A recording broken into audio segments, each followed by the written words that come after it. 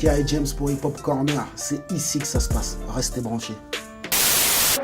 Bah, salut Kerry. Ouais. Alors voilà, je voulais te poser la question du coup, comment t'en étais venu au théâtre? Comment t'es venu l'idée d'écrire la pièce? Alors à l'origine, j'ai écrit un scénario de long métrage.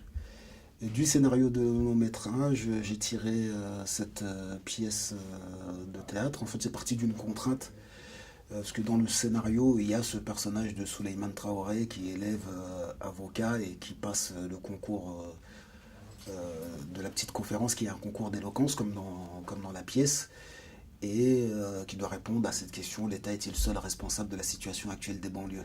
Et moi j'ai écrit une tonne de plaidoiries qui ne rentrent jamais dans un film, quoi. Ce sera un film, un film de plaidoirie. Et donc voilà, on me demandait à chaque fois de couper. Et donc pour pas perdre toute cette matière, j'en ai fait une pièce de théâtre. Demba, mon frère, faut que tu parles au petit. Dis-lui d'arrêter de se battre à l'école, qu'il prenne les études au sérieux. Il est en train de gâcher sa vie. Il faut que tu parles au petit Demba, mon frère. Je sais, plein de gens ont fait fortune sans faire d'études. Je sais que leur système respecte l'argent avant tout.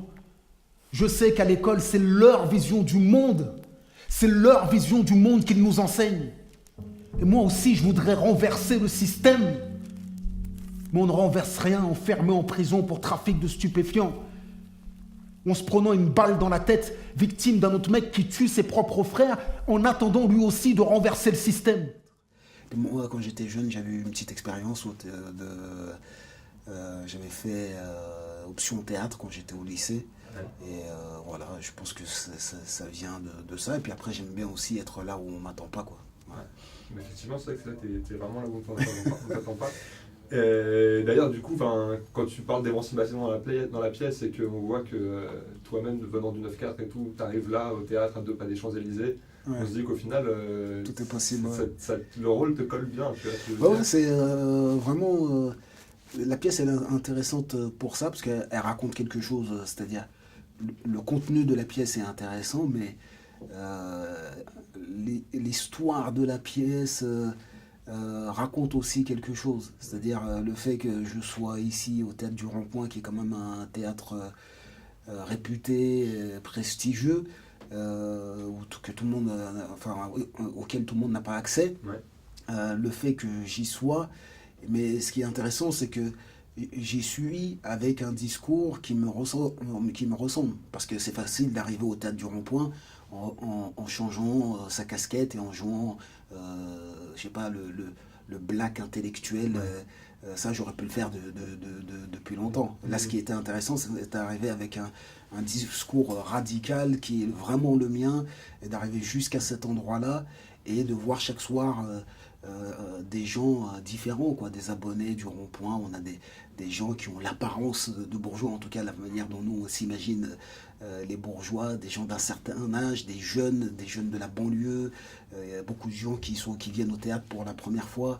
Et donc ça, c'était notre pari, et on a tenu ce pari, quoi. C'est le 3e tour de notre concours d'éloquence. Je me suis retrouvé avec ce type et quelques-uns de nos camarades. C'était la première fois que je me retrouvais à table avec lui, et vous savez ce que ce grand défenseur des banlieues m'a demandé? Dis-moi, tu pourrais nous trouver un truc pour ce soir? C'est-à-dire?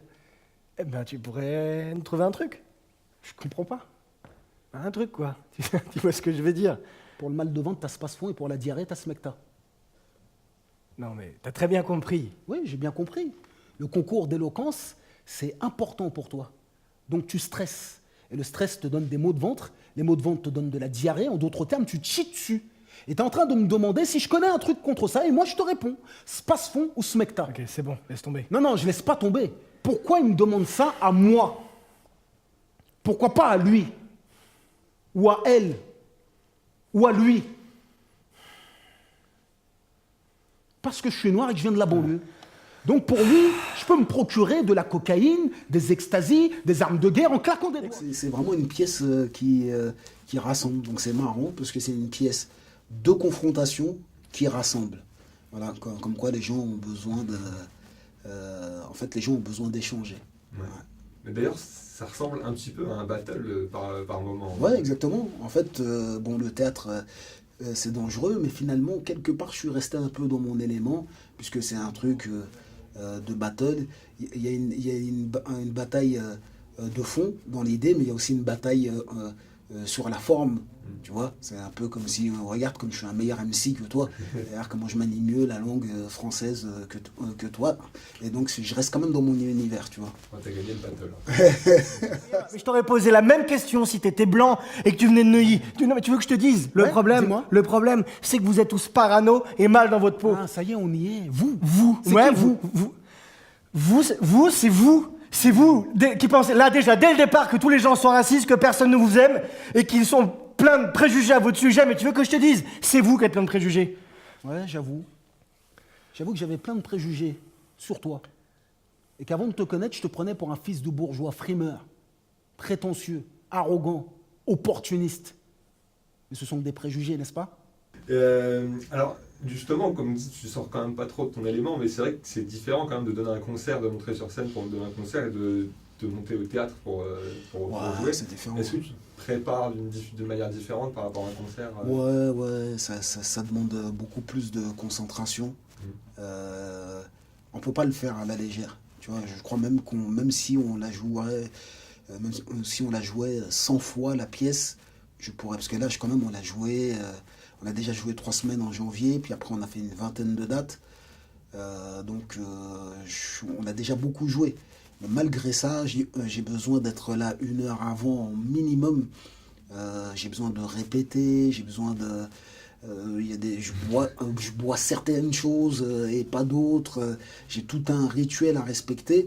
Mais je pense que le théâtre, ça rend comme ça, il faut faire attention, je crois, parce que là, j'entends parler d'autres acteurs, je crois qu'après, ça devient carrément des tocs, tu sais, le mec, il veut pas que tu passes à sa gauche, tu sais. Et donc, quand je manque à un des éléments de ce rituel, j'ai l'impression que je suis pas vraiment prêt. Et donc non, c'est vraiment beaucoup plus dangereux. Et puis comme je l'ai dit dans beaucoup d'interviews, là on n'est pas caché par la musique et les jeux de lumière impressionnants. Surtout que le metteur en scène Jean-Pierre Barrault, il a décidé de faire une mise en scène hyper sobre. Ouais. Et tout s'entend, tout se voit, la salle elle est éclairée, nous on est éclairés la plupart du temps. Et donc c'est beaucoup plus dangereux qu'un concert. Du coup, dans tes textes, tu as été quand même, dans tes textes de rap, je parle antérieurement, tu as quand même été assez violent envers l'État. Ouais. Voilà. Et là, aujourd'hui, on te voit dans un rôle où effectivement tu cherches un peu à minimiser la responsabilité de l'État dans l'état des banlieues, enfin dans l'état des banlieues actuelles. Non, je pense pas que je cherche à minimiser. Je parle du rôle de Souleymane Traoré, Oui, pas bien moi, sûr, Kerry James. bien sûr. Je pense pas que Souleymane Traoré cherche à minimiser la responsabilité de l'État. Je pense qu'il cherche à responsabiliser les habitants des banlieues. C'est pas exactement la même chose. Et puis après, il faut pas oublier que c'est moi qui ai écrit les 2 plaidoiries, donc celle de Yannick Landra et les miennes, celles que moi j'interprète. Mais bon, je pense que j'ai toujours eu ce discours. Oui. J'ai toujours eu un discours pas double, mais assez nuancé. Seulement, comme il y a des gens qui s'arrêtent à un morceau, il y a des gens qui vont. Tu leur dis, Kerry James, ils te disent Lettre à la République. Ouais, mais non. Mais ils connaissent pas Banlieusard, ils connaissent pas Constat amer, qui sont des morceaux dans lesquels voilà, je nous remets aussi en question. Donc j'ai toujours eu ce discours nuancé, et dans cette pièce, j'ai réussi à faire un condensé de ces 2 discours, et je pense que c'est ça qui marche. Et en fait, ça marche aussi parce que les 2 discours sont dans le même moment. Alors que moi, par exemple, dans la musique, j'écris Lettre à la République, et quelques mois après, je sors Constat amer, et il y a des gens qui ne connectent pas les 2 en même temps. Et là, alors tout est ensemble, dans un même moment. Hé, Souleymane, la vie c'est une question de choix. Ce que Noumouké a envie de faire, il le fera. On avait le choix, nous. On avait le choix entre porter des cajots à Rungis pour même pas 10 € de l'heure, ou faire venir la coke des Antilles et prendre 50 000 € par kilo. Ben, on a choisi la coke. On a choisi la coke parce qu'on veut tout et tout de suite et qu'on veut se priver de rien. Et je suis pas de ces mecs qui vont te dire qu'ils font ça parce qu'ils n'ont pas eu le choix ou pour nourrir leur famille. C'est des conneries tout ça. Je connais des mecs qui ont brassé des millions et qui sont encore dans le truc. Avec ce qu'ils ont dépensé dans les voitures, les meufs, les bouteilles d'alcool en boîte, les jeux, les vacances en Espagne, ils auraient pu vivre eux et leurs enfants sans avoir à travailler. Et s'ils sont encore dans la rue et prennent des risques, c'est parce qu'ils en ont envie, c'est tout. Alors ce que nous Monkey a envie de faire, il le fera. Souleymane, la vie c'est une question de choix. Et quand tu l'as écrit justement, la pièce, est-ce que tu t'imaginais pour jouer le rôle ou est-ce que tu aurais pu le faire jouer par quelqu'un d'autre? Pour la pièce, j'ai toujours pensé que c'est moi qui interpréterais le rôle de Souleymane Traoré dans la pièce, mais dans le film, non, parce qu'en vérité, ce sont des élèves avocats, et Souleymane Traoré, il doit avoir 24 ans, 25 ans. Et donc dans le film, j'interpréterais plutôt son grand frère qui est aux portes du grand banditisme et qui lui a plus de 30 ans, quoi. D'accord, Voilà. ok. Bon, on va parler un petit peu de rap maintenant aussi. Ouais, vas-y. Voilà.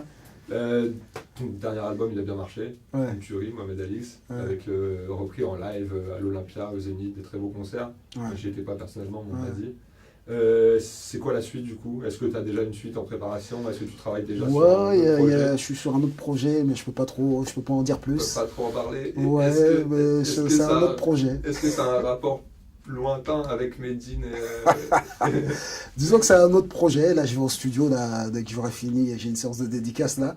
Après, je vais au studio et Ah, ça s'arrête je pas. suis sur ce projet-là. Et il devrait y avoir un premier titre, je pense, en décembre ou en janvier au plus tard. Ok, Voilà.